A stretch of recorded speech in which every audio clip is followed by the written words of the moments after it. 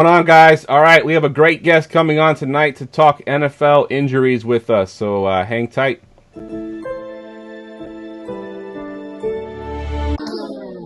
Fantasy football, you dealing with the best. Keep it hype, authentic, this ain't nothing like the rest. With the Armchair Fantasy Show podcast, give advice for all the listeners to improve your stats. Yeah, we live on goingfor2.com. Tuesdays and Fridays, this is what you want. Talking dynasties and daily drafts, and we just getting started, that ain't even the half. Yeah, so go ahead, tell your friends to join. Going for two, cause no one remembers the extra point. Hey, goingfor2.com, the Armchair Fantasy Show. What is going on, guys? All right, welcome to episode 140 of the Armchair Fantasy Show. I'm your host, of course, Jeff Lambert. You can follow me on Twitter at JeffLambert77. Presented, as always, by goingfor2.com. You can find us here every Tuesday night on Facebook Live, Periscope, and YouTube, syndicated in all your major podcast networks, and, of course, streaming in the Going for 2 app for iOS and Android. I'm here, as always, with my co-host, Mr. Ryan Searfoss. Ryan, how you doing tonight, man? Oh, good, man. Finally hitting the groove of being stuck at home for 3 weeks now, and at least football's still here. Definitely. Yeah, I mean, it's made me go a lot deeper into my regular season prep than I expected to be so far this year, so I'm kind of happy about that. Yeah, my job is still open. We're still doing our thing over at the Home Depot, but it's definitely starting to slow down traffic-wise. They just shut us down here in Virginia, so everyone can't just go out and buy your garden supplies and your paint stuff now. You got to buy only essentials, so it's a little bit tougher here. Yeah, it's rough, but deal with it. Enjoy football while we have it. Exactly. All right. Also joining us tonight, he's been on the show a couple times here doing some injury stuff in the off season for us. Dr. Ethan Turner, injury analyst for the Fantasy Headliners. Ethan, how you doing tonight, man? I'm good. How's it going, guys? Not too bad, man. Not too bad. What you been up glad to? You're here. Yeah. Hopefully you guys are staying safe out there. It's getting a little wild. I live in the great state of Illinois, so we've been on lockdown for we're getting on 2.5 weeks now, and so as a physical therapist, I'm still considered essential. So I still go to work, but my lovely wife, is staying at home and holding down the fort, working from home. So I'm excited about that, keeping her home, keeping her safe. But it's a hot mess out there.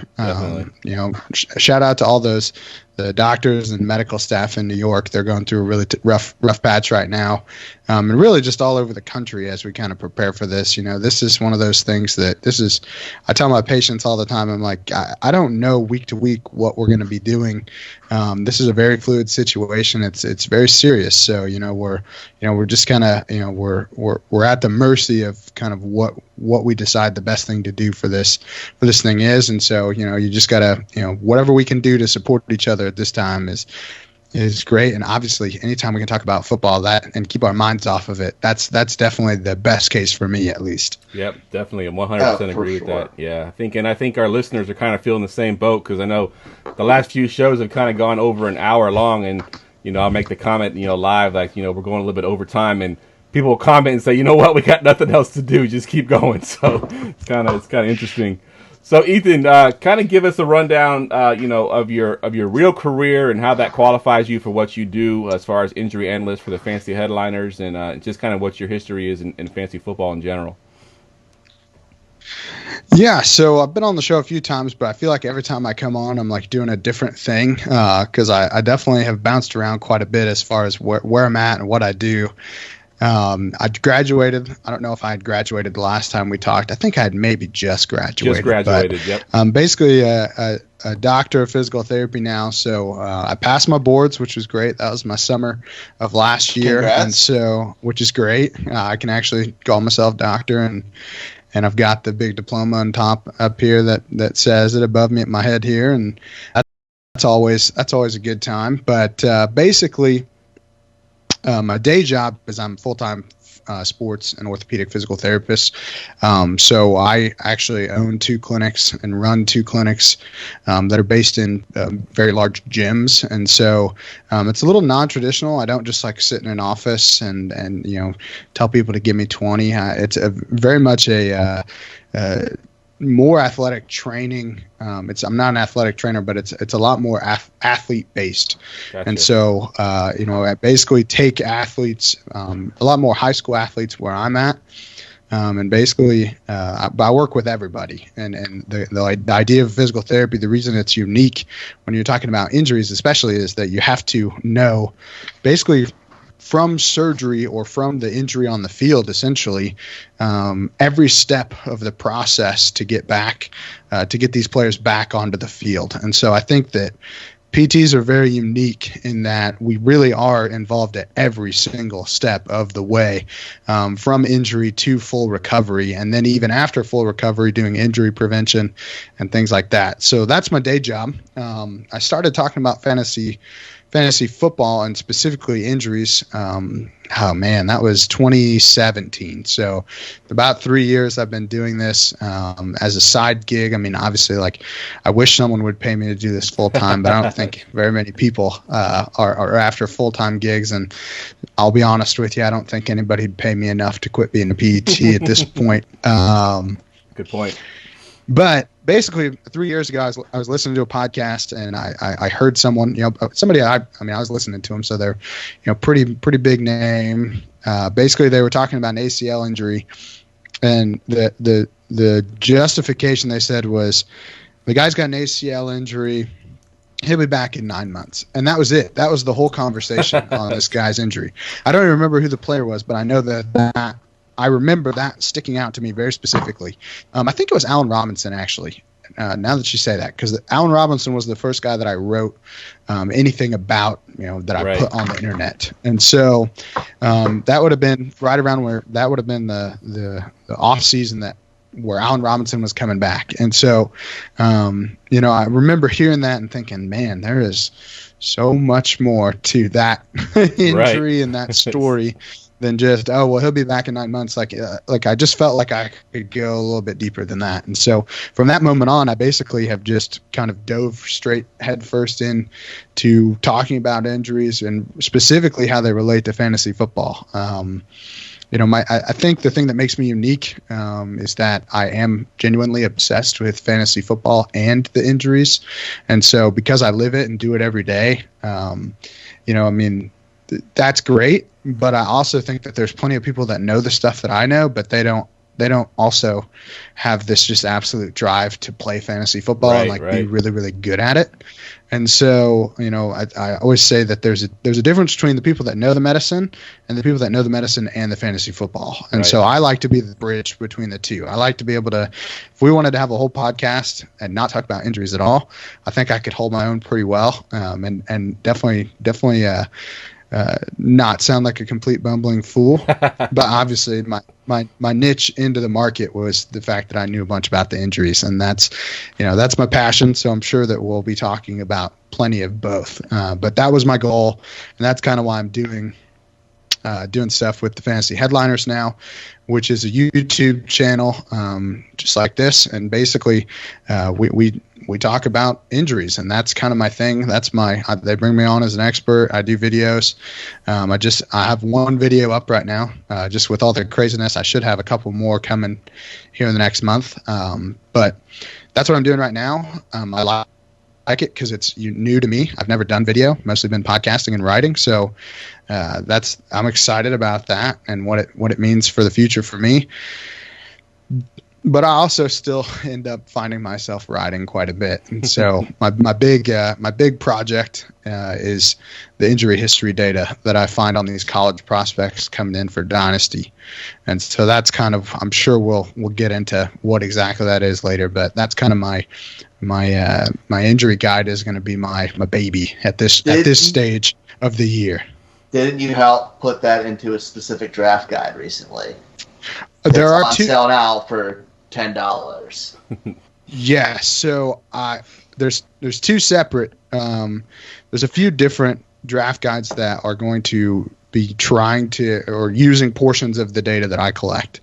And so obviously, you can check my Twitter for when those drop. But Dynasty 101 is the one that I've done this injury history data for the last couple years, and then this year we've expanded out, and so I basically opened it up to quite a few different draft guides. So you might see it in a few other places, but I'm actually doing my own draft guide, which is just an injury guide, which is just my stuff.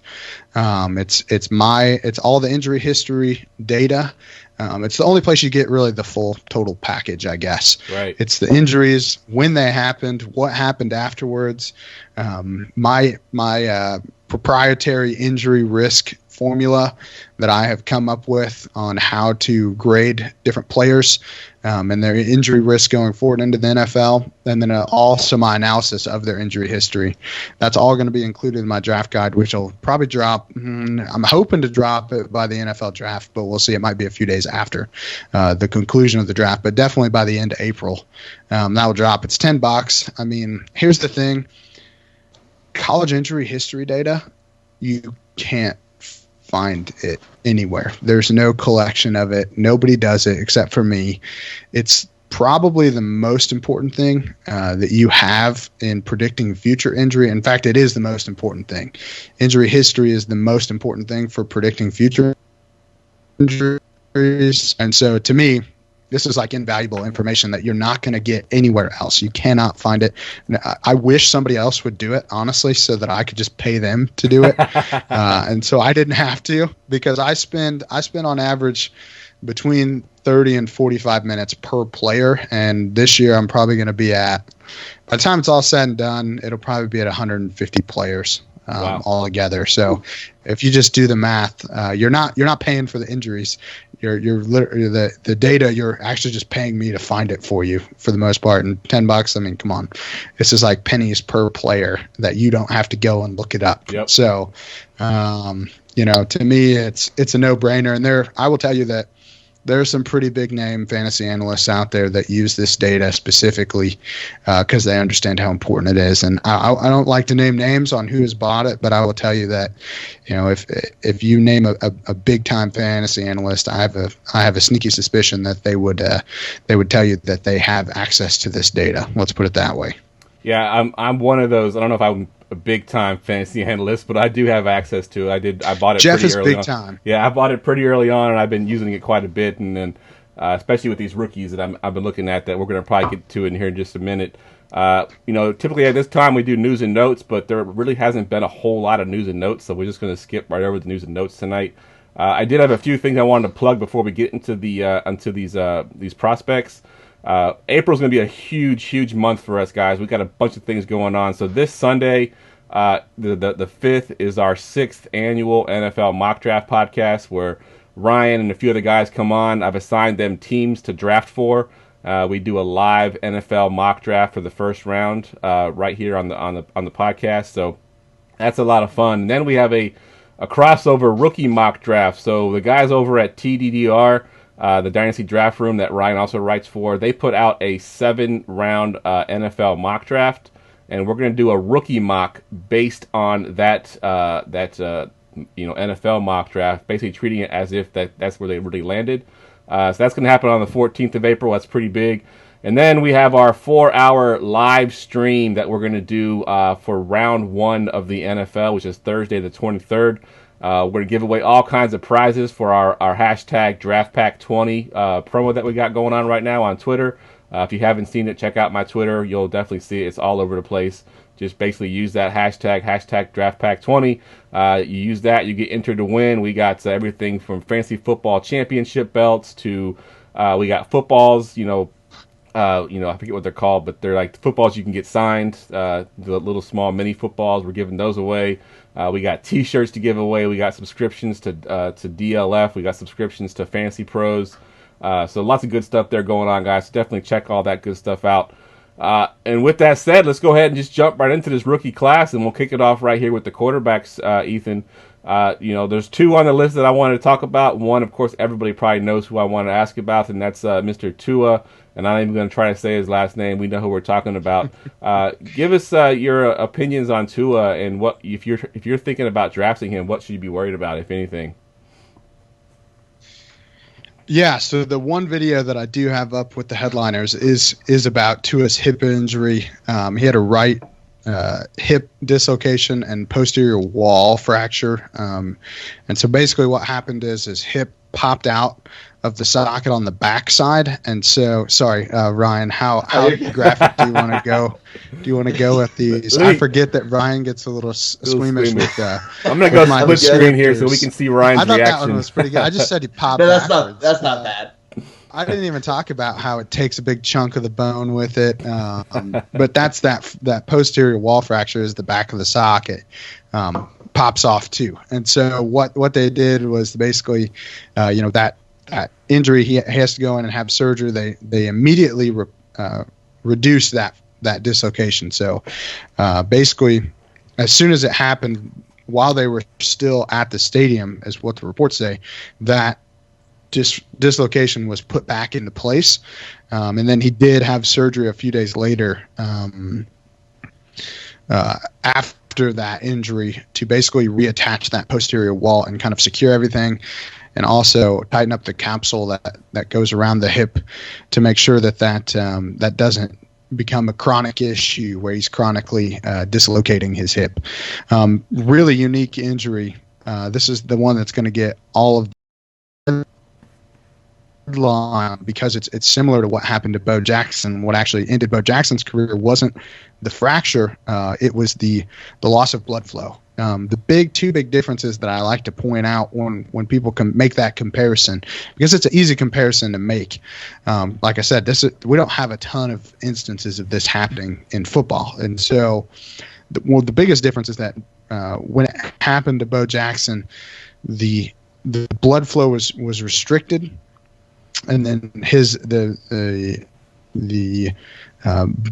ball of his femur that goes into the hip socket basically started dying because it didn't have blood flow to it. So our bones work just like any other part of our body.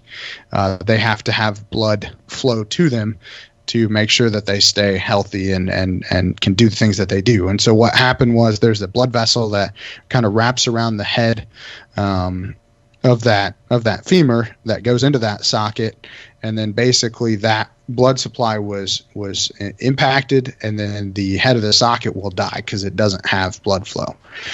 That's what happened with Bo Jackson. I'll also point out that with Bo Jackson is he tried to play that the same game. He was on the sidelines walking around. None of that happened with Tua. They pretty much immediately knew what was wrong and immediately addressed the situation. So that's another major difference. Since that injury, nothing but positive news. Now we have to take it all with a grain of salt. This is Tua's personal doctor. His family is relying on this doctor to put out. You wouldn't expect his doctor to not put out positive reports on Tua. But at the combine, which is really where you get past that initial, Tua's always going to tell you he's feeling good. Like that's just how players are. Players always say they're doing good. But you get past that initial barrier of the player and his own doctor, and you get into some of the team's medicals and some of the reports that are coming out after that. All the reports were very good there too. So basically he's checked every box. Now, that's assuming the hip is fine, which from all intents and purposes, it looks like it is. He's shown a few videos. He's right on track from what I would expect his recovery to look like. He's starting to get into some more physical activities with that hip. But he also has, he has a long history of injuries, which I think is important, again, because you're looking for those weak points. And with Tua, you keep finding them. And so the hip fracture was in 2019. He also had a right high ankle sprain, which he had surgery on. He's had 2 tightrope surgeries, one on each ankle, and all that is basically it's a high ankle sprain. The 2 bones of your shin when the ligament that connects them, that keeps them like next to each other, tears, that's considered a high ankle sprain. So it's not actually down like in the ankle itself, it's above it. And what happens is that tissue tears, and then those bones do one of these things. Every time you take a step, they kind of spread apart. Ouch. That's what that ligament that sits in between them is designed to do. It's to keep them together when you step. And so he was stepping and spreading. And that's What how, ankle was that's that why on? that was his right ankle in So the one he 2019. plants on. Oh no, that's not the one he plants on when he throws his left-handed. No. So this is on the non-plant foot. Now Okay. in 2018, he had the same thing on his left ankle, which is the ankle that he would be planning on as a left-handed thrower. So There's that worry about. same Thanks. same idea. Yeah, no, it's no problem. So basically, what they do is to fix this. This is a surgery that Alabama seems to really love, and a few other college players I've seen have this. We don't see it a lot in the NFL yet, but basically what they do is to get these players back faster, they screw a hole through the bottom of the bones, and then they put basically a thick piece of strand of rope. Basically, that's why they call it a tightrope. But it's not actually rope. But I can't think of what I want to call this. But basically, it's a string, and then they secure that string on both sides, and then that acts as the thing that keeps the bones together. And so they call it a tightrope surgery because it literally looks like a tightrope when you see X-rays of it. And he's had 2 of those surgeries. So again, the idea is it helps everything heal, but it also acts then as that tissue to keep those bones together so that they can come back in 2 weeks as opposed to 3 to 6 weeks with a typical ankle sprain. And so not a surgery we see a whole lot of, but Tua's had 2 of them done. So obviously he believes in it. He also had a hamstring sprain in 2019. 2018, he had a second, a right ankle sprain. This one is interesting to me because this injury happened prior to him having the high ankle sprain on his left side that he ended up having surgery on. And so this one people forget that he had this injury first in that game, came back, and then injured the left side. That's why this injury history is so important, because I don't miss things like that very often. He's also had a right quadriceps contusion, not really anything to be worried about there. Right knee strain. So, I mean, we're seeing a history of right-sided leg issues, which could eventually come back to bite him. He also broke his pinky finger in 2018, which I don't really think that affects him in the future. But it was on his left hand, so who knows? Clearly, he can still play with that.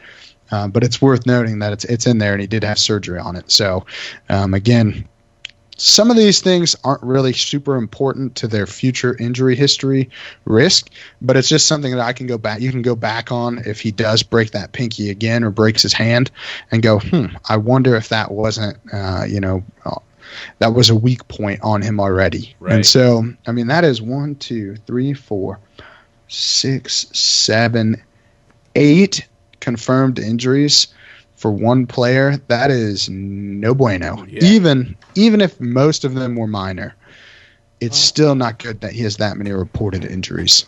Yeah, that's with the leg injuries, I'd say is concerning, and the hip. They kind of go together because when you're throwing, all your torque comes from your lower body.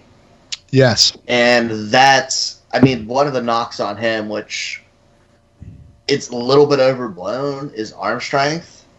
But coming back from that, isn't that rotating with the hip is where he's going to get that power to put that little extra oomph on the throws to an extent. So doesn't that hurt there? Especially with his plant ankle maybe not being as strong. Does that make it more of a concern? I think the biggest concern for me is how quickly does this, especially the hip, because the hip's the biggest one, let's just be honest. We can talk about high ankle sprains all day, but really this hip is the biggest concern, and it's the biggest concern that NFL teams have. The problem is that when does this start to bother him more just because he had the injury? When does early arthritis set in? Is that in 5 years? Is it in 10 years? That makes a difference for us in Dynasty because, a 5-year NFL career and then he starts having issues with this hip, that's not really a great investment in Dynasty, especially when quarterbacks typically last 10 to 15 years. And so you can't assume, I guess we can't assume right now that Tua's hip is going to hold up for a typical NFL career. I say this on pretty much every podcast that I do.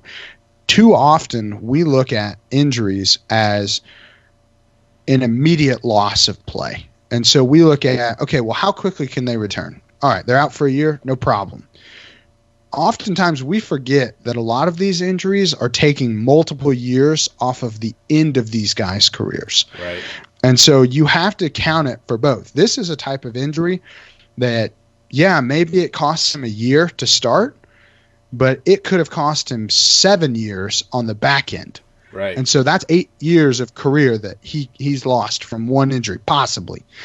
And so this is where I think oftentimes, because we're so in the focus of, okay, well, what can he do for me right now? We forget how many years have we started taking off. Each one of these injuries could be taking off, a chunk of the back end of his career. And then you see it. We've seen it more and more, especially in the NFL level. Look at a guy like Luke Kuechly. Look at a guy like Andrew Luck. He's the poster boy for this, because he had injury after injury after injury after injury after injury, and we just assume, oh, well, he's only, he's 29. He's got, as soon as he comes back, we've got, 10 years of Andrew Luck. And it's like, that's not how bodies work. We're losing NFL years, and more of these players are opting for their long-term health for the rest of their life over an extra 3 or 4 year NFL career. Right. Because they're making so much money. It doesn't matter to them. If you told me right now, like, hey, by the time you're 30, you're going to have $200 million in the bank. Do you think I'm working after that? No way. Are you kidding me? There's no reason. I'm not going to put myself through a car crash every game for the entertainment of someone else. Like, that's stupid. So that, I think, is where I worry about a guy like Tua, because, he's 1 or 2 more big injuries away from us having that conversation when he's 27, 28, 29, because he's going to probably walk into a $40 million contract. And guess what? $40 million, that's plenty of money to live your entire life on. Yep. That's more money than I'll ever make in my whole life. And so 20 times over. And so that's where I'm concerned, because these contracts aren't like what they were in the 70s and 80s. These dudes don't have to play until they're literally dying. Yep. Like, you don't have to do that anymore. So that's my biggest concern. That being said, I think Tua is okay, and I think he's a really good football player. So Dynasty, Superflex draft, you're probably having to take him in the top 5. Yeah. Unless he goes to Miami, and then we should probably have a conversation about value and quarterbacks. I'm not against him. I'm not against his fantasy value in Miami.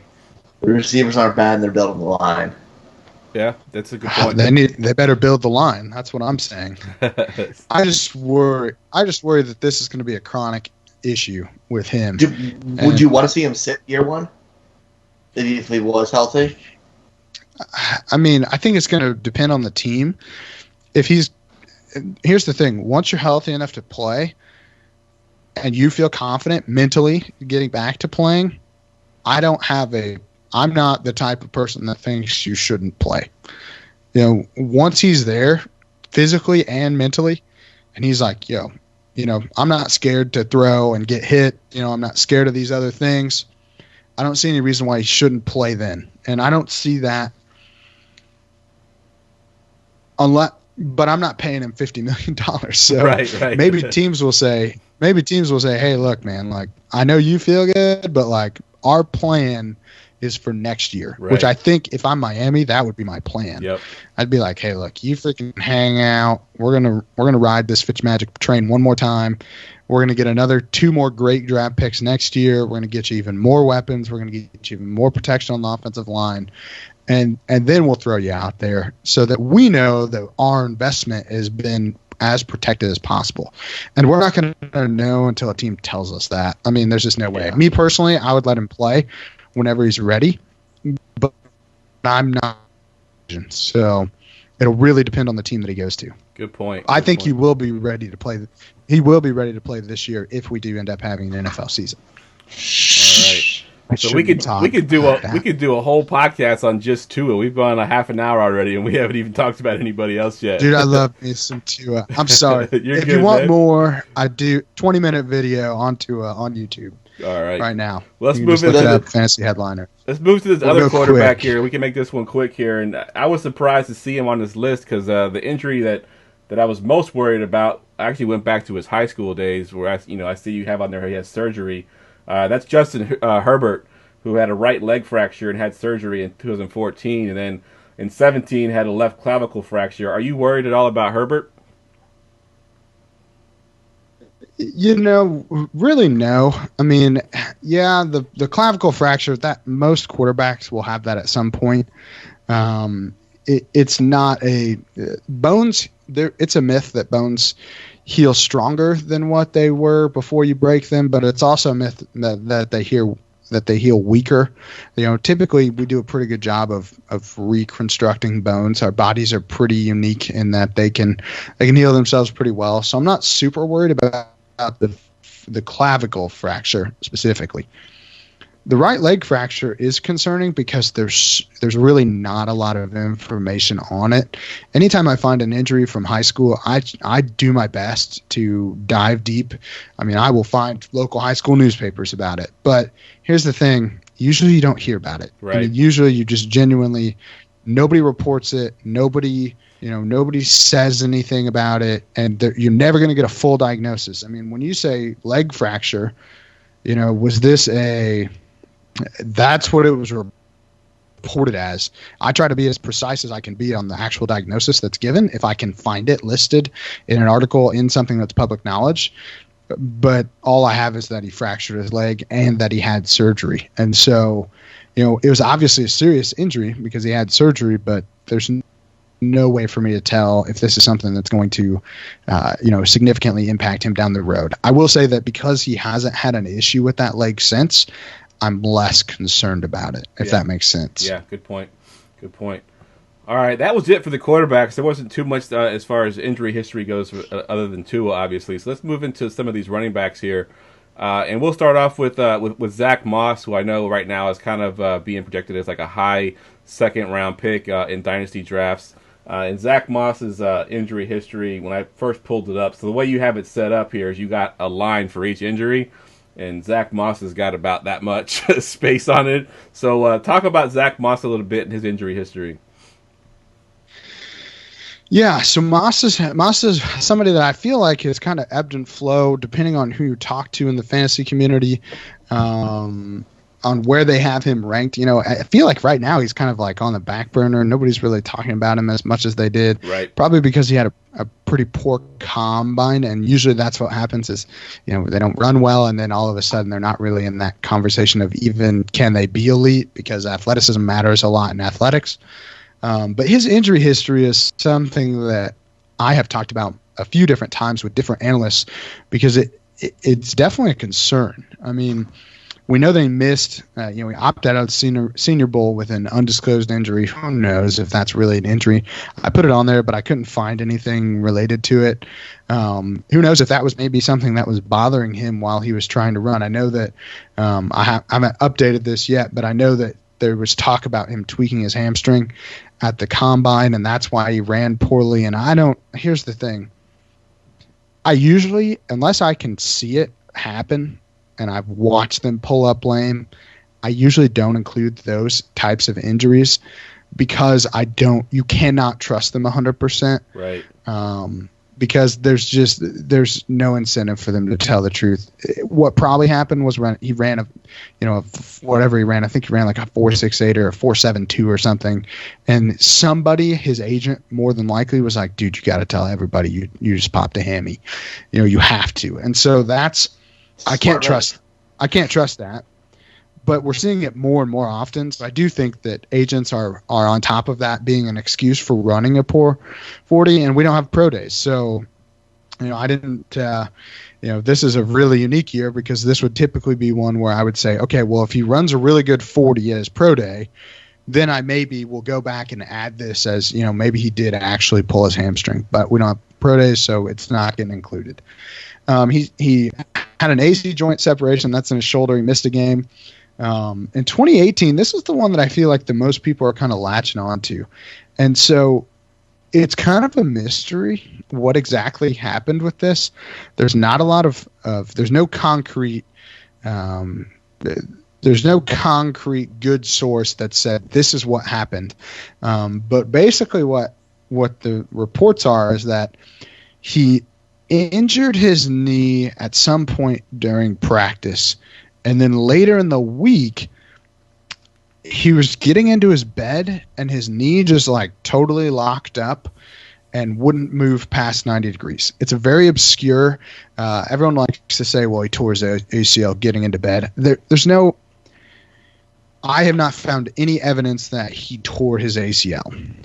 What I have found is that he did have surgery afterwards, and he did miss 5 games that year. So it was a pretty significant knee injury. To me, this is where I have to put on like my medical Sherlock Holmes hat.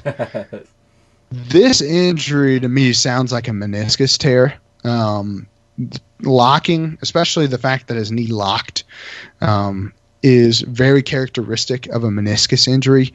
What happens is basically that tissue can get stuck in a certain position, and you bend your knee back, and then that tissue kind of rolls under, and then it literally like your knee won't catch over that tissue, and so then your knee locks, and then basically you have to either eventually it'll give in and it'll come through, or they have to actually like go in and pull it out and then address it. And so I think what happened is I think he tore his meniscus in practice, and then while getting into bed, who knows what their beds look like. I remember trying to get into beds in college. I'm surprised I didn't tear my meniscus in college trying to get into those big, huge bunk beds. Somehow his knee got bent, and then when he went to straighten it, it didn't straighten. And so it's more likely that this injury happened earlier and that it locked up on him later, and that it was a meniscus injury. But again, never found a real true diagnosis, so that's a mystery. And I think the mystery adds to maybe people's concern because they don't know exactly what happened. Right. He also had a couple ankle sprains, in 2018, one on the left, one on the right. And then he missed 6 weeks of practice with a shoulder injury on his right side. And so, what was that? Couldn't find anything. Spring, just like high school injuries, spring injuries, they don't like show up. Usually you don't hear much about them outside of like, hey, player X had surgery to address something this off season. So I know I know it was his right shoulder, and I know that he missed 6 weeks of practice. I'm going to guess that was some type of scope, maybe a labral tear, but there's no way to know for sure. All right, we had a question real quick on Twitter actually from Henry Wilson. He wants to know what is worse, a meniscus tear or ACL. I'm assuming the ACL, right? The ACL by a long stretch. The ACL is one of the 4 major ligaments of your knee, and so it provides the majority of the stability. It's actually the most important stabilizer of your knee, and so it provides the stability of the tibia on the femur. And so without it, your knee can kind of shift and move, pretty much any way it wants to. But the main thing that it prevents is a forwards translation. So basically the bottom bone here would be moving forward. That's our ACL prevents that from happening. So it basically stops it from moving. The reason it's more important is because the certain meniscus injuries can heal themselves if it has blood flow. Part of the meniscus has blood flow to it, part of it doesn't. If it has blood flow, it can heal itself. The ACL has no blood flow, and so because it has no blood flow, it will not fix itself. So either you go on without an ACL for the rest of your life, or you have a major reconstructive surgery where they take a graft and basically recreate the ACL. It's a misnomer when people say they have when they say they repair the ACL. You can't repair it.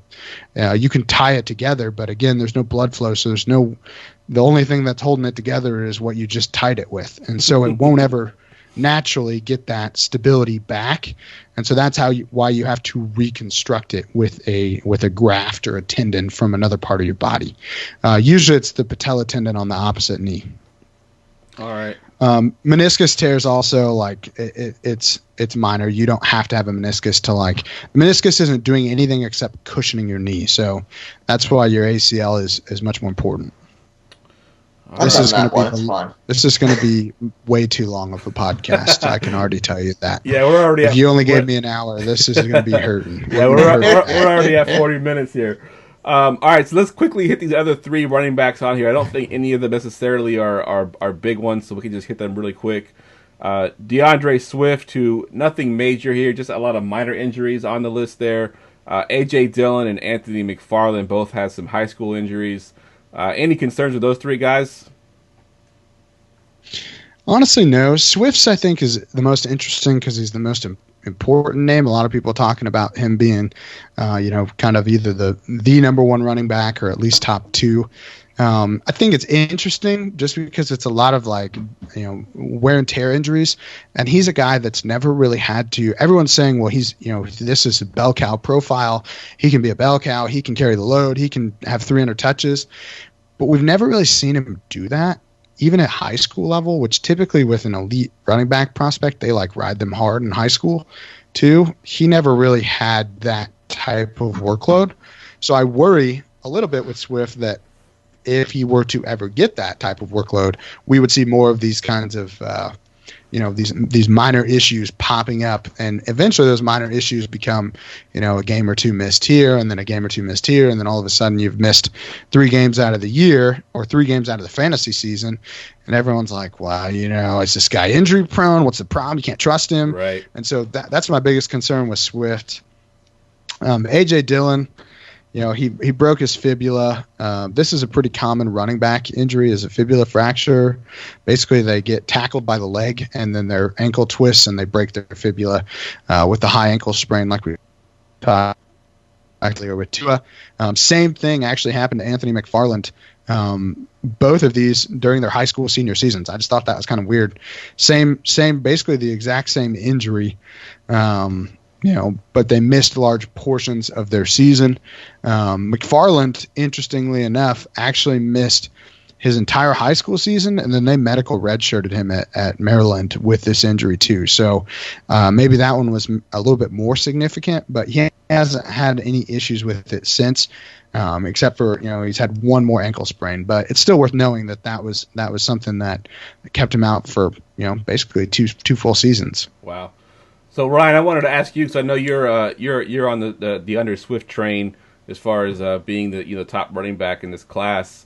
Does this this minor injury history, does it concern you at all? I mean, a little bit, but we're talking, like, we use the term bell cow so much now, and how that's necessary. Does he really have to be one? I mean, most of the running backs in the league aren't getting more than 60% of the carries anyways. We might have 6 guys who are like that. Fair point. But with his electric ability, he can still produce a ton of fantasy points, especially in the receiving game, where he's incredibly fantasy relevant.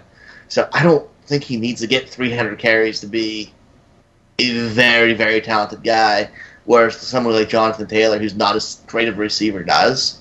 I think he mitigates that area a little bit. So it doesn't concern me a lot, but fair point. Mean, you have to have it there. He's running backs get beat up. Yeah, that's fair point. 'Cause, I mean, a guy like even like Alvin Kamara, where he didn't get that full workload, he was kind of the guy that did less, did more with less, and that could be sort of where Swift is, where he's better with less touches and he just gets those explosive plays. So that's a good point. I looked up his high school when you said 149 carries his senior year is crazy low. Yeah, that's a good point. Yeah, 25 touchdowns on it, but exactly. And so that I think is again. Does it make him not a top 2 running back? No. Like this injury history doesn't mean that. It doesn't even mean that he couldn't handle a larger workload. I just find it interesting when I see corollaries like that, where it's like, man, this guy kind of gets banged up every once in a while, and I wonder if the team knows that if we work him too hard, he might not hold up as well. Good I mean, point. again, a lot of his issues, ankle sprain, groin strain, ankle sprain. These are things that they can pop up, pretty much at any time. But it's not something that's major where I'm like, dude, this is a serious, it's like Tua, he has a weak point. Whereas Swift doesn't have a weak point. He just has a lot of little things that have, just crept up on him every once in a while. And so eventually those types of things could become bigger issues down the road. But again, I did find his high school stats very interesting too. I wonder if he wasn't playing a different position. If he wasn't, splitting out as a wide receiver or that's a good point. Playing some wildcat quarterback or something where he wasn't forced to just run the ball. His injuries from someone like me who's kind of lamed all this sounds very similar to how Dalvin Cook was coming out, where he was just nicked up all the time with nothing serious. Yeah, but not as bad as Dalvin. Yep, good point. Yeah. All right, let's move into the receivers here. We may have to cut the tight ends just so we can get through some of these veteran players as well. Cutting the tight ends. We're an anti-tight end show anyways. Yeah. The tight ends this year. Let's just put it this way. There's no good tight ends in this class anyway. I was just going to say that. I better 100% skip agree it. with that. Yep, I was just going to say that. There's not anybody that we're really worried about here. I mean, maybe late thirds as far as the tight ends go. But the one that I've been hearing a lot about. Before we move on from receivers, I have one question. Okay. Oh, sorry. What? I said before we move on from receiver after this list, I have one wide receiver question that's not listed on here that popped into my head. All right. But after. Fair enough. Let's do Laviska Shenault. He's one that I kind of heard a little bit of scuttlebutt about his injury history. And, again, nothing major. It just seems like he seems to be injured, a little more often than some other guys. What are your thoughts on Shenault? I think you mischaracterized what's major and what's not major with Shenault. The stuff he's had has been definitely major issues. He had turf toe in 2018. He missed 3 games and basically was limited the rest of the year because he chose not to have surgery initially. He tried to come back. Then it popped up again and became an issue in December. So then he chose to have surgery after that. And so, turf toe, we've seen it with AJ Green most recently, but turf toe was an injury that even if you have the surgery, there's no guarantee that this won't come up again and won't be an issue for you down the road. So that's a concern. That was in 2018. 2019, he had a labral repair done in his shoulder in the off season. And so he said that basically in 2018 he was dealing with turf toe and this labral tear in his shoulder, which is kind of it's amazing. He's obviously a tough dude, but he did have surgery for that. Who knows what his shoulder looks like, what the damage looks like with that, having played on it for that whole time. You got to worry about that shoulder deteriorating a little bit. He had an abdominal strain in 2019. He missed a game, but then returned. But then down the road, we learned that maybe that abdominal strain became a hernia, and so he did end up having off-season surgery for that too. And so that's another issue that, is that now a weak point, which could come up down the road. Then the most interesting one is this pelvic inflammation that he had. And so the pubic symphysis, which is basically the bone, like if you look at the hips, they look like 2 butterfly wings basically, where they attach at the bottom, that there's a little piece of tissue, connective tissue, so that's not just bones like grinding up on each other. That's called the pubic symphysis. And basically he had a condition called osteitis pubis, and that's just a bone inflammation of that pubic symphysis, which is right there. And so basically his pelvis was inflamed, which is a very obscure injury. It's not even really an injury. It's more of just a condition that happens with some players. Not a very common thing, but I think the reason that he underperformed at the combine was because he was dealing with all these things leading up to it. And I actually predicted on the Superflex Super Show, the podcast that I do in my free time. That's my home podcast, I guess. I predicted on that show. I said, you know what, we have to basically throw out Laviska Shenault's combine because he is not going to perform. If he's been dealing with this, he's not going to perform the way that we expect him to. And since we don't have pro days, now that's all we have to go on, which is really a bummer because I do think that he's a good athlete, and I think that this is going to depress his value even more as we go through the season. Yeah, that's a good point there. Off season, that is. Yeah, that's definitely a good point for sure. And it's funny because you mentioned that pubic bone, and it just reminded me we had John Lobb. I'm not sure if you know who John Lobb is. We had him on the podcast a couple of shows ago, and he had one of the greatest quotes on my show that I think I've ever heard. He said that he injured his pubic bone. He's like, I don't even know where my pubic bone is. It was just if you know John Lobb, it was pretty funny the way he gets all excited about it, but it was hilarious. All right, so we got two more guys here we'll hit, and then we'll get Ryan's question, and we'll take a quick commercial break. So Brian Edwards, who I believe had an injury right before the Combine. We didn't get to see him at the Combine because of that injury. And then Henry Ruggs' injury history as a speed guy. Are you worried about his injury history at all? I'll start with Ruggs. He's the easier one. No, I'm not really concerned. 2018, he had an ankle sprain. That happens. Not really an issue. He didn't have surgery with that. He only missed a part of that game. 2019, he had a hip pointer, which is basically where you land on the top of your hip and bruise it. Didn't miss any time, but he was kind of limited the next game. 2019, he had a rib contusion. That's just a rib bruise. Again, not really something that's going to bother him later.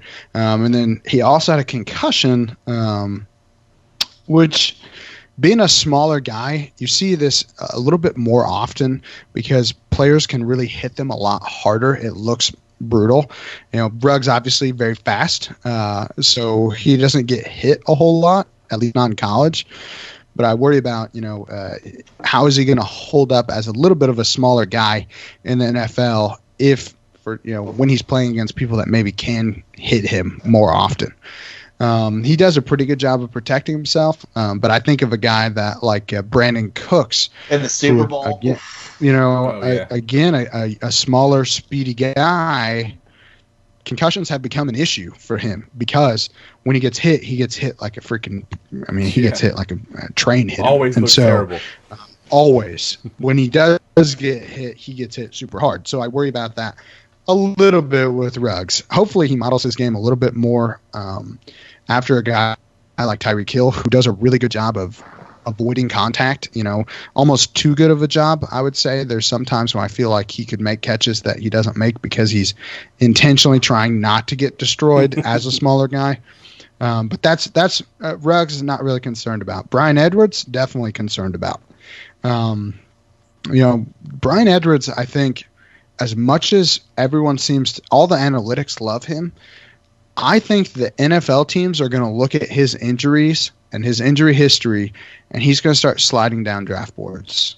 And if he slides in the NFL draft, we have to genuinely be concerned about where we take him in rookie drafts. Yep. In 2015, he tore the right knee cartilage. So that's actually the cushion. That's not the meniscus. That's cushion. That's on the bone cushion. Tore that knee cartilage. He had surgery. That was his senior season of high school. He sat out the U.S. Army All-American Bowl with that because he did have surgery with it. Missed a good chunk of his high school senior season with that injury. Again, tearing your knee cartilage is almost worse than tearing just your meniscus. That means that you've basically cut through the meniscus and hit basically straight to the bone. That is definitely a major concern. The fact that he had surgery and that cartilage, that stuff usually doesn't come back. We're seeing it right now with Todd Gurley. When you get down to the bone, it doesn't ever grow magically back. And especially because it was in high school. Who knows who the surgeon was that was doing? Was it an elite surgeon that maybe knows how to work with athletes and does these surgeries all the time? Or was it just some happen to be geographically close to them that maybe does the surgery, maybe he's done the surgery 4 or 5 times in his career? You're not going to get the same quality as a guy like Tua who when he's in Alabama, he's getting flown out to Texas to the best hip doctor on the planet. That's a really good point. That doesn't happen in high school. And so 2017 he had sports hernia surgery, 2018 a shoulder sprain, a shoulder sprain and an ankle sprain. 2019, he actually had a meniscus tear, had surgery, and ended up missing the last 2 games of the year, and also caused him to miss the Senior Bowl, recovering from this meniscus tear. And then obviously right before the NFL Combine, he broke his foot. And so I personally think that the meniscus tear led to an overtraining injury in that stress fracture in his foot. Again, I can't confirm that, but that's just it makes a whole lot of sense to me on paper. And so I think Edwards as a whole, since 2015, has had multiple issues that I think teams are going to be concerned about. And I think that the more they look, they have way more evidence than I do, and so they're gonna show us how concerned they are about it. If he goes in the second, early third, okay, maybe not as concerned. But if he starts sliding to the 4th, 5th round, maybe even 6th, then we have to go, whoa. They have found something that we don't know about. Yep. And they're concerned about it. And I think the most likely thing is that we will hear something about that knee injury from high school. If that is the case, we're going to hear something about them being concerned about the injuries, and concerned about this knee issue that's plagued him multiple times in his career already. Yeah, Ryan, I know you had a question, but before we get to that question, I know you were a big guy on Brian Edwards. Are you a little more worried? This just made me so sad. I'm just sitting. Ryan. It's okay. I'm just sitting here. It's fun. That's my worst. The worst part of my job, talking about injuries, is like watching analysts just be like, "Oh, you're just crushed." Ryan was literally dropping him in his rankings as we were talking. I saw him on his computer, just pulling him down his rankings. Ryan's just like, there's a tear rolling down his cheek. He's just. I literally have my rankings up, looking at him like, what the hell do I do with him now? I'm wide receiver 9, and I'm not real comfortable where I'm going to move him yet. But dude, that's definitely concerning. Yeah, and I think it is. I mean, I think that ultimately you can't. This is what I love about what I do with these injury histories, is that I think it makes everybody more accurate, because if you don't know about it, you can't use it. Yep. And so that's why I think everyone has to get access to these injury histories, because ultimately, if you don't know about it, you can't use it. And if you can't use it, you're missing a piece of the puzzle that NFL teams are using. Yep. Good point. So why would you cut yourself short? I had one that killed my rankings last year with Rodney Anderson. Ugh. Oh yeah. And I think I learned a lesson. I learned a very serious lesson from that. I think we told you about that too. Yeah, I think you did too. I warned you about that. And I loved Rodney Anderson. I have him on all my taxi squad. Dude, he was not including that. Without including that, he was my RB1 last year. I was so sad. Yep. But no, it's going to affect Edwards. It's going to knock him out of my top 10. I don't know exactly where, but you can't. That's a lot. Yeah, definitely. But no, you're right. Where he's drafted is going to make a difference for me with him, but that's bad, man. So what was your question, Ryan? What did you want to ask him before we go to commercial break? Just, it's not quite an injury thing. I just kept seeing it on Twitter over and over again. It was the way that the thing with Jerry Jeudy and how he moves, and people talking about his knees and legs because of the way he cuts. I think it's kind of trash, but I don't know anything. So is there any correlation to how he runs and cuts that could be him more susceptible to injury? Like that was. Man, this is a hard question. Because well, I've talked about it before, and so I waver on it too, because there's 2 trains of thought here. One, his injury history doesn't indicate that this has been an issue for him yet. Meniscus tear, he did have surgery. That was in 2018. Missed a bunch of spring practices. But that's it. I mean, no other major injuries on Judy's record. And that is the most important thing that we have. The biggest piece of the puzzle has to be injury history, because that is all the evidence is that is the most important factor in predicting future injuries. That being said, the physical therapist in me will tell you the way that Judy moves and cuts, the way his knees, the angles of his knees do, if I saw that, typically when I see something like that, I will tell you the truth, it's in like high school girl basketball players. And the reason you see it is because they got weak hips. And so, yeah, it's concerning from a biomechanical standpoint because your knees shouldn't be like caving in every time you take a step. You know, every time he goes to cut his knee, as opposed to like cutting and staying out, he cuts and his knee caves in and then he goes this way. He's done that his whole career. And so does it predispose him to future injuries? I mean, kind of, but it could just be that this is just now this guy gets it done. And so from I can't say that I am as it's not going to change how you should evaluate him. Okay. But I will say that if he does end up having an injury down the road, like an ACL tear, which we see a lot in high school girl athletes, we can look back at some of these movement patterns and go, you know what? He was a textbook example of movement pattern for later correlating to injury. Most of the athletes that I train that have ACL injuries or knee injuries in general, this is something, knee alignment is something we work on a lot. And it's almost always related to weak hips. So if you're concerned he has weak hips, like, yeah, I'd be concerned.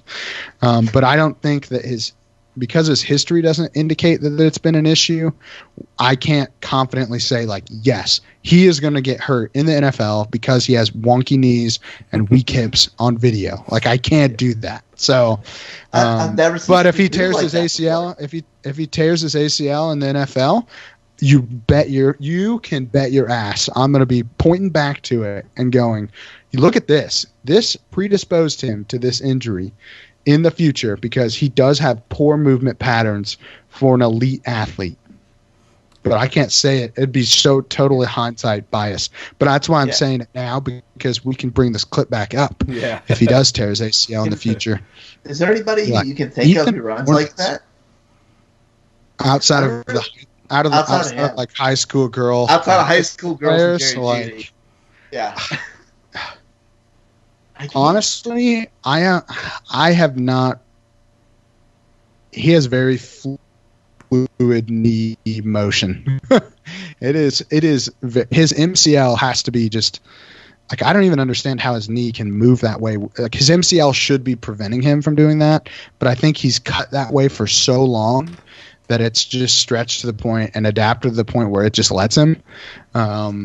And that is a concern because, again, while the ACL is the most important ligament in your knee, they're all important. And so typically you see an ACL tear with an MCL injury. And so that's you know, if the MCL gives out, he's already at an angle that could predispose him to an ACL injury. All he needs is to plant and twist, which is the mechanism. And so probably greater risk than the average Joe, but again, I cannot confidently say that he will get hurt. Interesting. So Ryan, if we ever had any chance at all to have Jerry Judy come on the show as a guest, I think we just killed it because we just compared him to a high school girl athlete. So I think we can pretty much. Listen, I got a high school girl as my wide receiver one. I'm okay with it.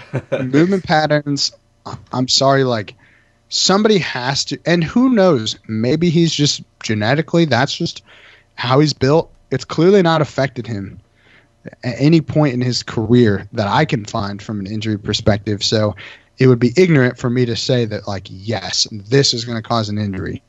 But it's definitely not a traditional, normal NFL athletes don't usually cut like that. Interesting. All right, we are already at an hour, so this is going to be the latest I think we've ever taken a commercial break, but I do want to get to some of these veterans guys after the break here, so hang tight, guys. We'll be right back. In the unpredictable world of fantasy sports, when all hope seems lost and chaos and confusion rule, one hero will rise.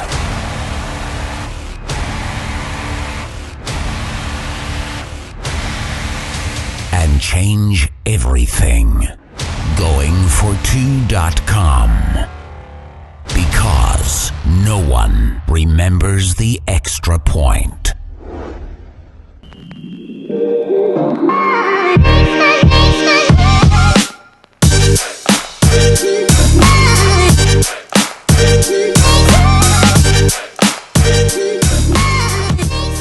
All right, guys, welcome back. I'm here with Ethan and Ryan, and we are going to start talking about some of these veteran players coming off some major injuries from last season.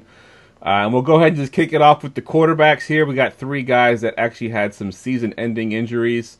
And the first one there actually is still a free agent. Maybe it's hurting his value a little bit in the free agency market. But Mr. Cam Newton with his foot injury, what is your thoughts on Cam Newton, and do you think he has a future in this league, or is he going to be a backup for the rest of his life? Oh man, I won't speak on if he's should he be a starter in the NFL? Probably. I think he's earned at least one more shot. Right. I mean, I feel like he kind of got he kind of. I think this was just a bad fit overall. Here's the problem. He had a shoulder surgery last offseason, and everyone was asking me, "Oh, Ethan, is Cam Newton going to be good to go this year? Like, can we draft Cam Newton because he's had 2 shoulder surgeries in 3 years, and is he going to be able to throw, and is he going to be able to do this?" And I was like, yes. His shoulder is fine. No problems with the shoulder. Preseason rolls around. I'm telling everybody to draft him because I think he's going to be a total value. Hurts his foot. And then it was like, okay, well, I still think his shoulder's okay, but now you got to worry about this foot injury. And so at first they were kind of like the Panthers were very nonchalant about it. Like they're like, yeah, well, you know, his foot's hurt, but it's not really that bad, and is it really even an injury? Like, you know, it's kind of like, is Cam just kind of playing this so he doesn't have to play in the preseason again? Like, you know, kind of a veteran. Well, I'm hurt. I'm kind of out. I'm done with these preseason games. I'm not playing for free. And then it was like, well, we don't know if he's going to be ready week 1. And I was kind of like, man, that's weird because all the news reports were that this was just kind of a veteran, right, taking the preseason off, no problem. And then it was like, well, we don't know when he's going to come back. He might be back in a few weeks. And it's like, okay, this isn't what you want to hear from, you know, this. There's too much uncertainty here. You know, it can't be both. You can't be like, oh, this isn't a big deal, and then all of a sudden he's starting to miss real games, and it's like, you know, then he tries to come back, he re-hurts his foot, and then it's like, well, we're going to kind of hold off on, you know, we're going to give him a few more weeks to heal back up 100%. And then it's like, okay, he'll be back by the bye week. I'm like, yes, he's going to be back by the bye week, no problem. You know, this is something that he needed time. He needed to rest this, and then the bye week rolls around, and it's like, you know what? We don't think he's coming back this year. And I was just like, okay, somebody is not telling us the truth. Yep. And I went back actually and looked through the news reports right around that bye week, and all of them were like, Cam Newton's foot is more serious than they're letting you believe. He's going to have surgery. He's just delaying surgery. There's no reason he should be he should have already had surgery. He should have had surgery when he first injured it in the preseason, yada, yada, yada. And so now the reports are, okay, well, Cam's like, his foot and his shoulder are fine. Like, he passed a physical before Carolina cut him. That tells me that, like, he's ready to play, but I don't think he fit what they wanted. I don't think he fit what Matt Rule wanted, and I don't think he fit what Joe Brady wanted. Yeah. Look at who those two guys have been. Look at how their offenses combined run on. You know, Joe Brady just had probably arguably the best offense in college football history with Joe Burrow, who was accurate in all phases of the field and surrounded by weapons.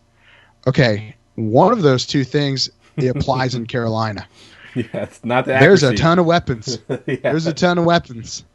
But they don't have a quarterback who throws accurately. At least not as accurately as what I believe they wanted, Matt Rule and Joe Brady specifically. And so then they go get Teddy Bridgewater, who's like the anti-Cam, who is very accurate in the short and intermediate parts of the field, who can maximize the potential of all these yards after the catch weapons that they have. I think they might still add another piece on top of this. Obviously, you got Robbie Anderson coming in, but I think they could potentially add someone from this draft class to even further maximize Teddy Bridgewater's potential. And Cam Newton was just kind of like, you know what? We just don't have – you're not really what we need here. And so now he hits the free agent market very late in the process. Yep. Most teams have already kind of established who they want. We're in a holding pattern because we need to see how the draft shakes out. I think he's going to get a job, but I think he's in this veteran holding pattern that happens every year right before the draft where nobody's going to sign him, especially not with this rookie class being, not super deep, but deep enough at quarterback to keep a guy like Cam Newton on the pine until after the draft. So do I think his foot's okay? Yes, I do think his foot's okay. I think his shoulder's okay, but I think he's just in a bad spot right now in terms of getting signed. Fair point. You made a real good point. He's a very specific fit for a team. Yeah. Yes. Like, you have to have a special offense in place that's going to maximize what he does, which is run the ball, which you don't want him to do as much, and throw deep, create time for himself. He's a very specific kind of quarterback. It's not going to fit a lot. Yeah, I agree 100%. All right, so we got two other guys on here. We'll just hit them really quickly, and both of them, Big Ben obviously has been, a big with the, Antonio Brown when he was there, and of course he had Juju, and he had a big season with Big Ben. When he went down, that offense just went to shit.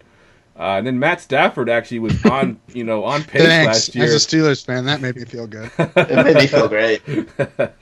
Thanks, man. But then, Matt Stafford, the other guy, this. Matt Stafford was a guy that's, kind of on pace for a really good year last year and ended up getting hurt. So give me your thoughts on both of these guys. Big Ben's elbow exploded because he's too old to be throwing as hard as he does.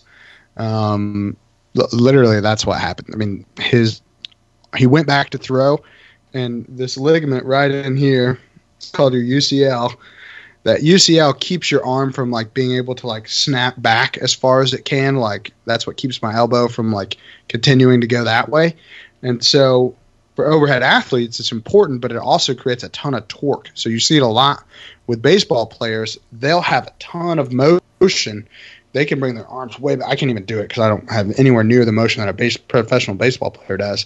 But it lets them get that whip of the ball. Football players, same thing. They pull back, that pulls, and then they throw out, obviously.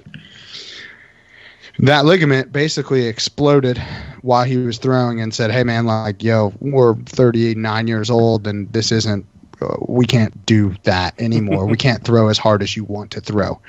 And then as it was initially injured, I think he initially partially tore it, and then he was like, no, I'm going to Big Ben this. I'm going to go through this and fight through the pain. And then he eventually tore the whole thing. It exploded out, and then he had to have surgery. Now he's still on the comeback trail. I'm not even totally convinced that Big Ben is going to be ready to play to start this year. I think it is possible. I think that they will tell us a lot in the NFL draft. They only have one pick in the second round. If they use that on a quarterback, that's going to tell me a lot about what they think about Big Ben moving forward. If they probably need to dress quarterback anyway because Mason Rudolph ain't it. Yeah. And Duck Hodges, as much as I love the story behind this dude that's just like a professional duck caller that also happens to be pretty good at football, he ain't an NFL quarterback either. I think, personally, the best option for the Steelers, if it was me, and it's not, but if it was, I'd be calling Jameis Winston. And I would be calling Jameis Winston, and I would say, hey, look, we don't know what's going to happen with Big Ben. We have all the weapons that you need to be successful. Clearly, nobody believes in you right now. Pitch him as, hey, man, we don't have a lot of money, but we believe that you can be an NFL starting quarterback, and we want you here to mold you. Send Mike Tomlin on, and Mike Tomlin's a player's coach anyway. Say, Jameis, we can't guarantee that you'll start, but we can guarantee that you're going to get more opportunity than you'd get somewhere else. Yep. And that you could still potentially be a franchise quarterback for this squad down the road if Big Ben isn't able to come back fully healthy. And maybe when Ben does come back, you can compete with him. You know, there's no doubt that you're better than the other two scrubs we've got on this team right now. And so, you know, I don't trust Big Ben. He's on my do not draft list. Normally I don't even list players until like August on my official do not draft due to injury list. Big Ben is already on it. He's not going to be on any of my teams. I don't want anything to do with this dude next year. So I don't trust his elbow. And so that's the big thing. As far as Stafford, back fractures, I'm like, man, this is a bummer because I love Matt Stafford. I think he's a good quarterback. He's just had, you know, again, a guy whose body is starting to break down after year after year after year of being injured. I think his back will be fine. I think he will be healed. We'll see what the Lions decide to do as far as if they draft a quarterback, if they take a guy like Tua. You know, he only has 1 year left on his deal, so he could be in a situation like Jameis, like Cam Newton next year, where he's kind of that guy that's like, man, I really deserve starter money based on what I've done in the past, but I don't know if anybody's going to give it to me. Right. Or he's going to go to the Patriots and they're going to win like 3 more Super Bowls with Matt Stafford and they're going to keep him healthy and all these other things. I'm hypothesizing right now because he seems like the type of guy that Bill Belichick could turn into a Super Bowl quarterback. Right. I think. No, I don't even say that. I agree with the Winston Pittsburgh thing. I said that one last week on the show. Yep, you definitely did. So Ryan, let me ask you. I'm a big fan. Let me ask you really quick, Ryan. Let's say that Jameis Winston does not sign there, and they keep what they have, and Big Ben, you know, with this injury history.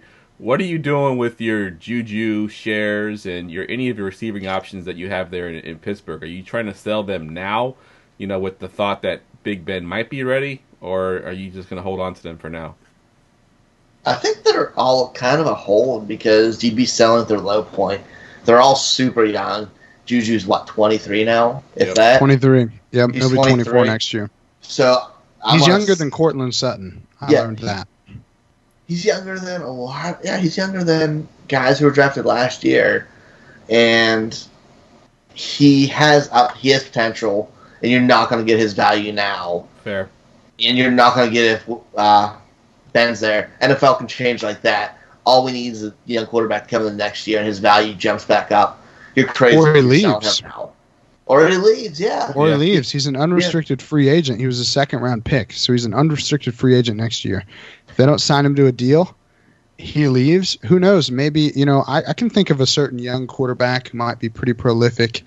Maybe his coach is an idiot and traded his best offensive weapon for a scrub running back this offseason. Maybe he could use a new wide receiver 1 next year. And then you're looking at Juju being a top 5 wide receiver again in Dynasty. Yep. He's 23, people. He's 23. He's 23. He had a 1,400-yard season at 22 years old. Yep. Do not sell on Juju Smith-Schuster low right now. I'd buy it. I'm buying. Yeah. I'm not even a fan. I'm buying. All right. In the effort of time here, we're going to skip the running backs because I had, you know, a couple guys on here that I don't really think are worth talking about. Chris Carson, Rashard Penny, Jerick McKinnon, I think. Those two are going to be in a video for Fantasy Headliners down the road, so just we can skip those because you can just check that out on Fantasy Headliners. Good stuff. I'll be going through those two. Good stuff. All right, so let's do 2 other teammates here, wide receivers, with OBJ and Jarvis Landry in this hip surgery. Give me your thoughts on these 2 guys and their prospects in this year. OBJ, I think, is probably the more interesting name of the 2, just because he didn't really seem happy last year. Right. I mean, I know he's dealing with, you know, kind of a core injury. He did have sports hernia, so you know, basically you tear the abdominal wall, and then basically your intestines like pop out of that hole. That's a hernia, and a sports hernia. It's just an abdominal hernia. But OBJ, you know, he's one that I think I haven't seen his value increase in probably 2.5 years. Really, since he had that initial ankle injury when he was with the Giants, his value has, outside of the little jump maybe last offseason when he got traded, I haven't seen a ton of positive that people are just like all over OBJ. This used to be this is the number one wide receiver in Dynasty, or at least top 3. Yep. And since he basically fractured that ankle, that was in 2017. We're still seeing him kind of float around. Last year he was kind of float around the second round. This year he's kind of float around the third round. If he has one more bad season, we're talking about OBJ as maybe like a 4th or 5th round startup pick in Dynasty. So that's, I'm concerned. I'm concerned not because of this injury specifically, but just because it seems like he has a history. I'm looking at his injury history right now. We got 1, 2, 3, 4, 5, 6, 7, 8, 9, 10. That doesn't even include all of his injuries from this year. So we're looking at 12 injuries reported since 2012. Wow. That's not ideal. And a lot of these are hamstring tears. He's got hip strains. We got groin strains. Now we got these are things that they don't just like magically get better. Usually they get damaged and they progressively get worse and worse. So, he's a guy that I'm a little bit more concerned about. Landry, this hip is kind of a mystery to me right now. They're not saying a lot.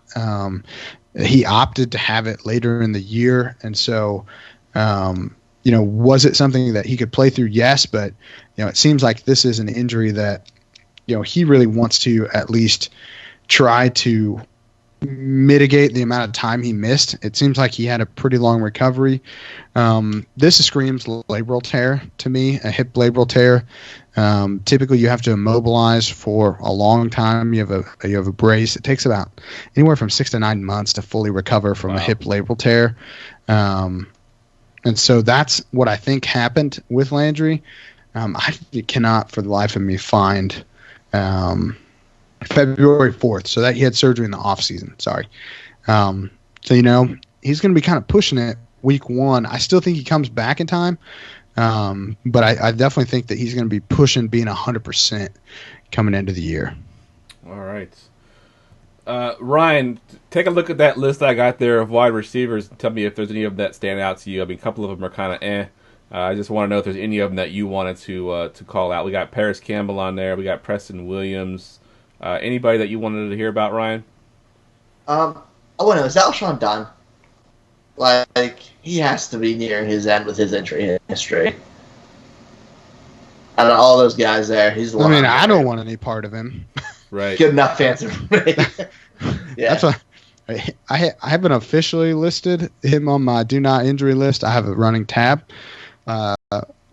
One of the running backs that we didn't talk about, only 2 names, but man, Alshon Jeffrey, every draft I've seen, it's just an ugly pick. You take him and you're just like, oh gosh, got Alshon Jeffrey this year. Like, who knows if he's even going to be the number 3 option on this team. I think that he's probably going to be maybe the 4th option by the time the draft is over. I think they're going to draft a wide receiver. Then you got that wide receiver. You still got, whoever they take. If they take somebody in the first round, he's definitely behind that dude. Yep. Now you've got Zach Ertz. You got Dallas Goedert. Both those 2 command targets pretty regularly. They got to eat.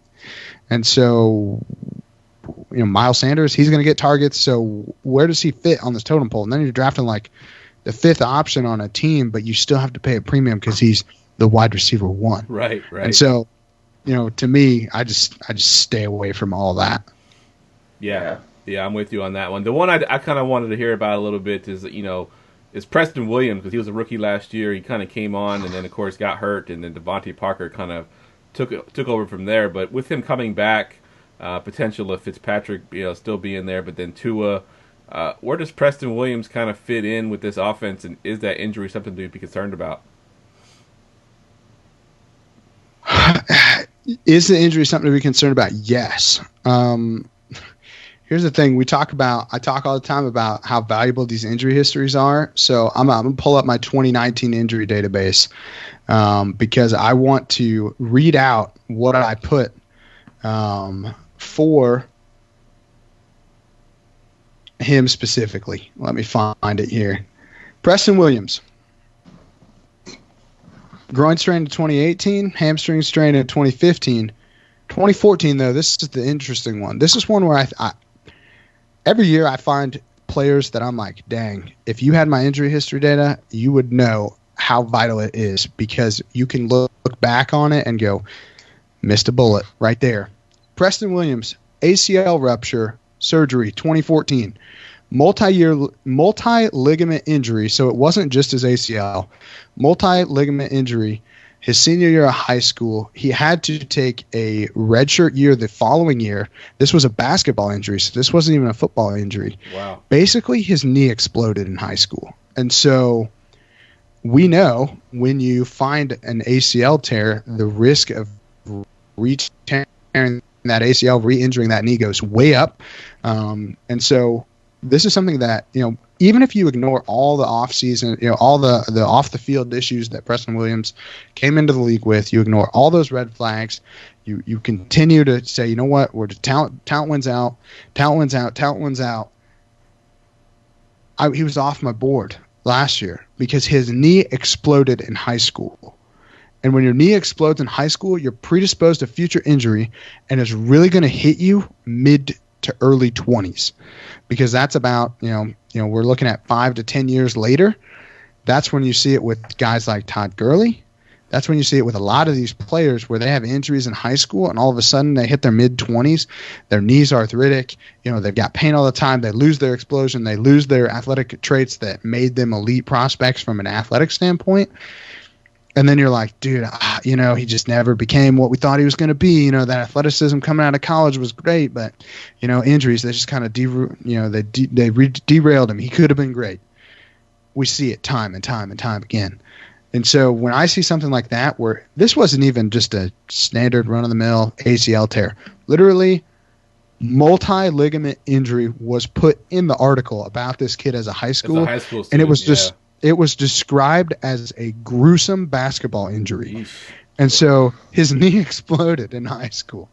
And Is that similar to like Nick Chubb then?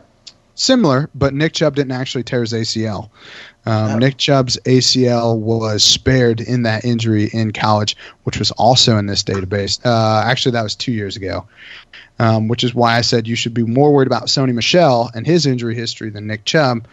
Again, comparing apples to apples, when you're comparing these players, this is the value of this tool. This is why I collect this stuff. Because for me, personally, in my own dynasty leagues, it was the difference between drafting Christian McCaffrey over Leonard Fournette. I'm pretty sure I won that. Number one overall. And then it was the difference between trading up to draft Nick Chubb over Sony Michel compared to some of the other players, because everyone was talking about Nick Chubb's injury specifically and how gruesome it was, and it was nationally televised. What people they just saw the video and said, man, that's brutal. They didn't look into what actually happened afterwards, which was his ACL, which I've already said multiple times, most important ligament in your knee. It was spared. So LCL, PCL, MCL, they all heal very well. And so the ACL is the only one that doesn't heal well on its own. Well, it can't heal well on its own. And so when you looked into that injury, you find out, man, that's not really as bad as what I thought it was. Preston Williams, this injury was as bad as what you thought it was. I mean, it literally described it as a gruesome knee injury. Wow. I mean, when a reporter says that doesn't know anything about injuries, that means that it looked brutal. I wish I could find a video to show you guys, but there's no video of it. I've looked. But if a reporter describes it as gruesome, it's pretty bad. Yeah, especially a reporter for high school sports. You know what I mean? It's not like we're, yes. It's not Adam Schefter tweeting this out or anything. Yeah, good stuff. My bad, guys. I mean, and here's the thing, like, we're looking at red flags for players. That's the whole purpose of this. I mean, teams are looking at it. I mean, Preston Williams did he go in the seventh I think he round? went undrafted, I believe. So undrafted. So, maybe somebody looked at his knee and said, "Ooh, I don't know about this guy." Like there could be an issue that's already there from this high school injury. And we have to pay attention to those types of things, man. Like, Yes, I'm concerned about Preston Williams next year. I apologize. We're already at an hour and 34 minutes. This is the Nate. I just get fired up about this stuff. It's all good, man. I talk too much. Hey, we're all stuck in the house and we can't do anything. So I think our last few have been gone about an hour and a half. So we're actually doing okay. Hey, we'll take it. All right, let's go talk about some of these tight ends here. I got a couple guys on the list here, but one that I really, really want to talk about because he's probably the best dynasty asset on this list, and that's Evan Ingram for the Giants with his foot injury. I've heard some things now that they might be trying to move him. Are you concerned about Evan Ingram going forward? He's got a little bit of history from injuries, not just beyond just his foot injury. I think you have to be. He does have some issues. He came into the league with some issues, concussions. He's had a couple concussions. It's one of those things where we talked about this with Swift, where maybe it's never a big one where it's like, man, he's missing a huge chunk of the season with this major injury. But it seems like every few games something comes up again and again and again and again. And so, 2 concussions. A hamstring strain, obviously this foot injury is probably the most significant one because feet don't heal well. They don't, it's hard to rehab a foot. And so you basically just have to be on it or be off of it, for a long period of time. And it's something that, from my experience at least, it doesn't bounce back as quickly as other things, like knees, hips, elbows, wrists, those types of things will eventually kind of come around. Foot injuries tend to linger. They just don't get well quickly. The foot's really complex. And so I think that has something to do with it. And there's just not a lot you can't really train the foot, really outside of moving your toes and your ankle, the foot itself is really just a base. And so I don't know anybody that can flex the muscles in between their toes and Yeah. Pull their, you can try stride at home, but you can't train it. It's not big muscles. And so that's the problem with foot injuries. And that's why, with Ingram especially, I'm not surprised they're trying to move on from him. He is a move tight end who has an injury history that has shown repeatedly now that you can't trust him, to stay on the field. And we've seen it. Somebody was just tweeting about this, how availability is the best ability for NFL players. Yeah. And so when you get repeatedly a guy that just isn't staying on the field, you get rid of that dude. Because ultimately at a position like tight end, you can find somebody that can just stay on the field. They don't have to be the central part of your offense. This isn't a Travis Kelce or even I'm trying to think of a George Kittle where it's essential that this dude helps your offense run. Is it nice to have a guy like Evan Ingram that can split out wide, that can be a mismatch? Yes, but guess what? You can get that dude in the 4th round of most NFL drafts. His name's Chase Claypool. He'll probably go in the 3rd. You could draft Chase Claypool and have basically Evan Ingram 2.0, no injury history. Yep. And so again, it's a replaceable asset. And so that's my biggest concern.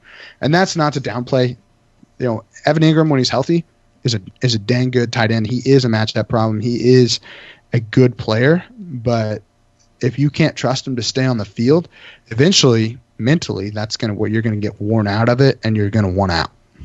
All right. Yeah, there's one more question here on Facebook, a tight end that I didn't actually have on my list here. So hopefully I don't catch you off guard here, but they want to know about Mike Gesicki and his shoulder injury. What are your thoughts on Mike Gesicki? This is going to throw me off for sure. I'm going to look it up real quick. I don't know if there was. I didn't hear anything about his shoulder. I'm blanking. I apologize to whoever asked that question. I'm trying to look it up. It looks like he maybe had surgery. Let me look here, see if I can't find something. Ryan, exactly what was up with this. We'll go to Ryan real quick. I just want to get his thoughts, on the Evan Ingram news that we just kind of went over a little bit. Are you lowering Evan Ingram on your sort of wish list if you're in a dynasty right now? Probably. I kind of fading in general small tight ends as of late. I feel like this is something we've had this conversation with. I mean, look at the guys on this. Like, you made this list beforehand, and 3 of the guys on there, Ebron, Ingram, and Herndon, are all under that 240 range. Mike Gesicki's another smaller tight end. I'm kind of just fading that move piece tight end a little bit. Fair. But, yeah, I mean, look at that. You just have a big wide receiver is easy enough to move in there. What Ethan said about being a replaceable asset, look at Darren Waller. He was essentially a nobody in Baltimore's terrible wide receiver core for 5 years, 6 years. He went to the Raiders. They moved the tight end. Matchup problem. Yep, that's a good point. I completely agree where it's something very, very replaceable at that type of tight end. When you have somebody like a Kittle or Mark Andrews who are 250 and they move the way they do, that's somebody who I feel more comfortable taking than any of these smaller guys. All right. I think it gives, yeah. All right. Did we give you enough time there to kind of to look up some Gesicki news? I can't really find anything. Outside of you missed a couple practices, I can't even find like off season. If there's an article or something that person wants to post, I'll take a look at it and give my opinion on Facebook. But I can't find anything in my very quick search about it. So I apologize. Normally I would know something about that, but I haven't seen anything about it. I will tell you the one injury, this is tight end related. Maybe this will appease them a little bit. I don't know what's going on with Foster Moreau's knee, and maybe this only really applies to Dynasty, but his knee injury, like, he's still not practicing. He basically got ruled out immediately for the IR. There's been crickets about it. Zero information has come out about Foster Moreau's knee injury. I've looked it up probably at least once a week for like the last 2 months. Nothing. Wow. And so just from I don't know what's happening here, I am investing in Darren Waller for sure. And they signed Jason Witten, which I thought was very odd. If Foster Moreau is healthy, why are you signing Jason Witten? Right. Doesn't make any sense to me. But Darren Waller is maybe a guy, you play up, well, he's maybe just a one-year wonder. He's a dude that I'm investing in a little bit here. I might be sitting some second-round picks, mid-seconds. If that'll get the job done, like, you could have an elite tight end option next season on the super cheap. So that's something I'm trying to keep an eye on. But I apologize about Gesicki, dude. I don't know anything. I can't find anything that seems serious to me, at least. It's all good. If you do find anything, you could just let me know, because it's the question came from AJ. He's one of our biggest fans. He catches pretty much every show, so I could reach out to him and let him know what your thoughts are if you do find anything on him. With that said, let's go ahead and get to the forgotten player. Get ready for GoingFor2.com's Forgotten Fantasy Player of the Week. All right, this is our fan favorite segment here at the end. You're going to give us a forgotten fantasy player, someone who's retired that maybe he had a one-hit wonder kind of thing, or maybe he had a stretch of games that kind of won you some games in fantasy. So give us your forgotten fantasy player.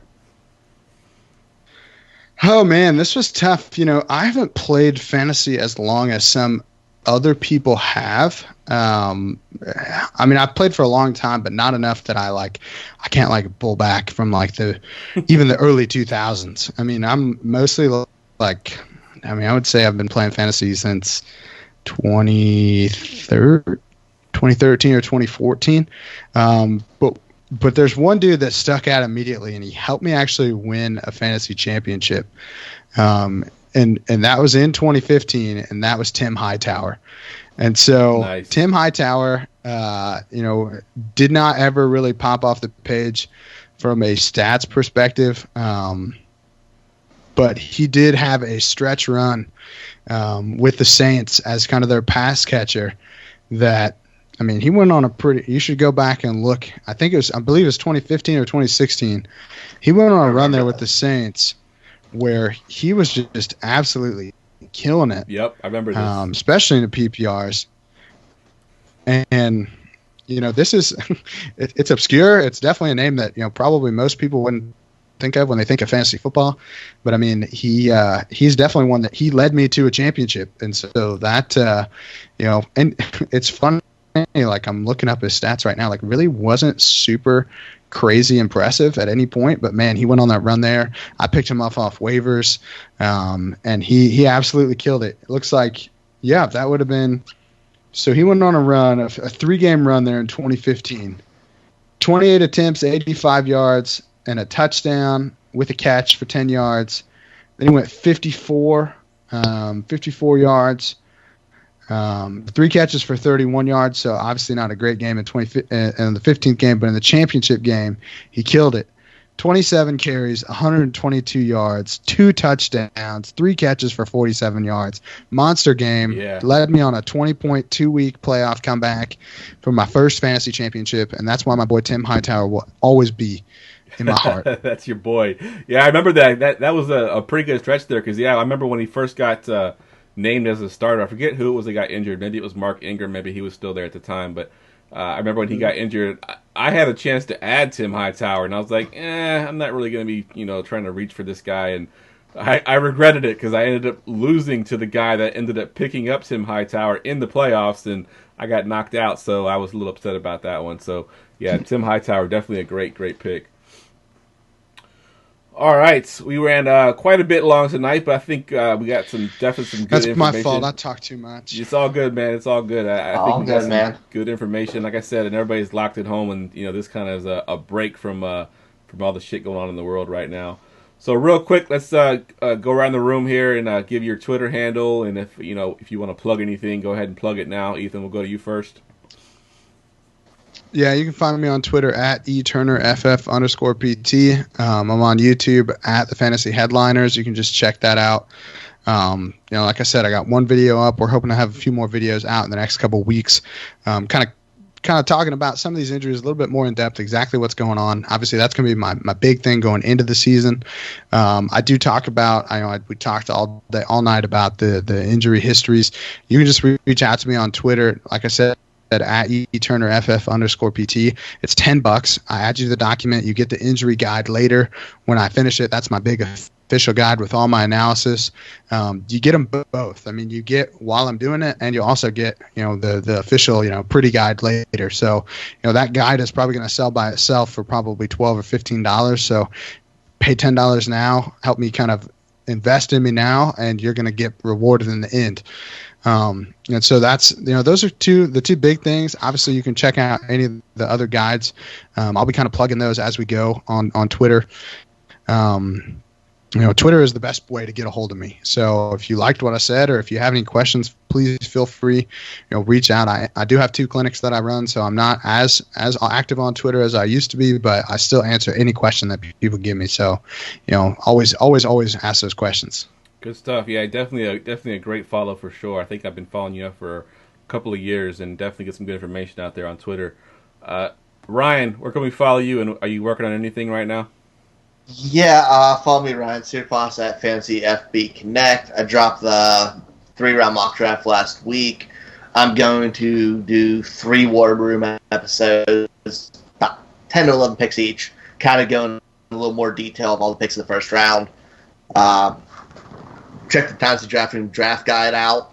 I believe you helped out with that one, Ethan, a little bit. Which one? Dynasty Draft Room. Yeah, I've been not officially. They wouldn't pay me to put the data in, so not officially, but maybe next year. Unofficially. But I do consult with them if they do have questions and things. So I am in the big group chat with those guys. You're in the chat with us. I'm definitely in the chat. Maybe next year, if everyone buys it this year, maybe they'll be able to afford my stuff next year. But again, the nice thing about what I do is that it pairs very well with whatever draft guide you want to get. If you love a certain draft guide, get their draft guide and then pick up the injury stuff that I do. It pairs perfectly. Get both. It really isn't. It's completely independent of all these websites, and so. My goal at least is that it's just one more tool that you can use to get an edge. Yep. And so hopefully next year it will be included in more guides that you can just pick up. But again, this was the first year that I even branched out and said, hey, I'm doing my own thing. If you want to use the data, like hit me up and we can work out a deal and whatever. And so, my hope is that every year this thing just keeps growing and growing and growing, and it's at more sites and more people get to use it and more people get the data. Because again, if you don't have the data, you can't use it. So that's my goal. Awesome. Good stuff. Good stuff. Anything else, Ryan? Working on something big for going for 2. That's a little that more information will come out soon. It's a huge project I'm working on. Talk to you a little bit about it, Jeff, but you guys will see more about it. Some more details coming soon. But really, that's about it. Been keeping busy. Oh, I had an SEC article for Dynasty Draft Dreamers as well come out last week. Nice. All right. Of course, you can follow me at Jeff Lambert77 on Twitter. I plugged a bunch of things at the beginning of the show. The one thing I didn't plug that I want to make sure to mention is our NFL Draft Fantasy Football League that I sort of created. I basically created a DraftKings style pricing sheet for all the prospects. You build your fantasy team with your prospects. You pick a quarterback, 2 running backs, 3 receivers, a tight end, and a flex. And then based on where they get drafted in the NFL draft, you earn fantasy points. So if you want to, participate in that, it's $5. I'm giving half of the money to charity. You can hit me up on Twitter, or on Facebook. If you're following me on Facebook, hit me on Facebook, or you can email us at goingfor2fantasysports@gmail.com. And I'll send you the Excel sheet that has all the pricing. You can build your lineup, send it to me, I'll enter it, and should be a lot of fun. So definitely check that out, guys. With that said, that's a wrap.